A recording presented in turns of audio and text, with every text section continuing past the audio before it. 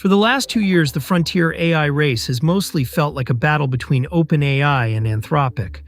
But with Grok 4.6, we may finally have a serious third competitor.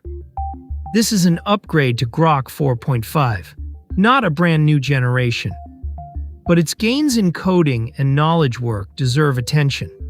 Here's what changed, what the benchmarks show, and why Cursor may be the most important part of the story.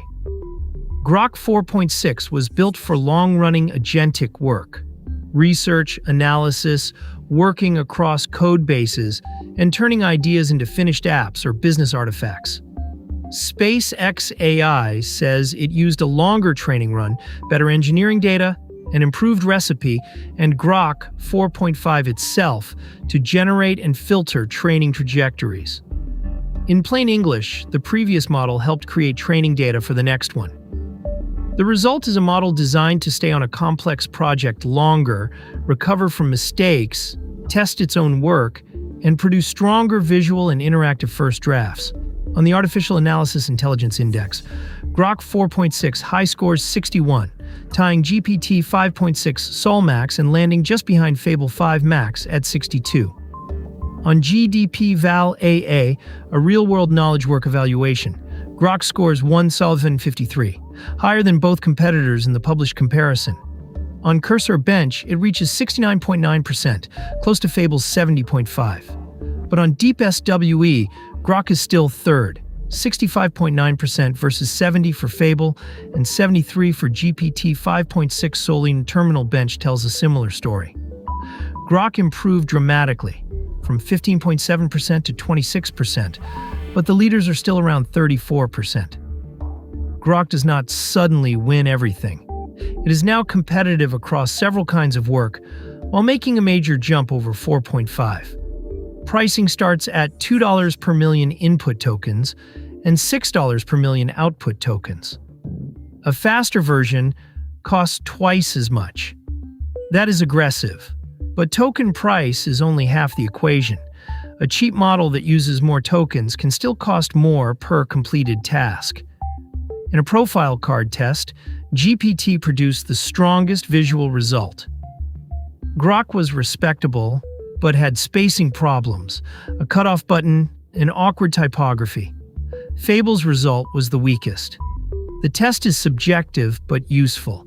Grok looks capable, not magical. It belongs in the comparison even when it does not win. The deeper story is Cursor. SpaceX AI brought massive compute. Cursor brought a widely used coding product, an agent harness, and a feedback loop from real software work. Coding has become the flywheel behind frontier AI. Developers use models on difficult, verifiable tasks. Those interactions become better training and evaluation data. The next model improves, more developers use it, and the cycle accelerates. Anthropic built that loop around Claude Code. OpenAI built it around Codex. SpaceX AI and Cursor are now attempting the same strategy with Grok, Cursor, Grok Build, and Grokbot. Grokbot extends that strategy beyond developers. It presents always-on agents that work across apps and return completed work. The technical engine may come from coding, but the product targets a much broader knowledge work market. Grok 4.6 is not the undisputed best model. GPT 5.6 Sol still leads some difficult coding evaluations. Fable remains strong, and real-world testing matters more than a launch chart. But XAI no longer looks like a distant third.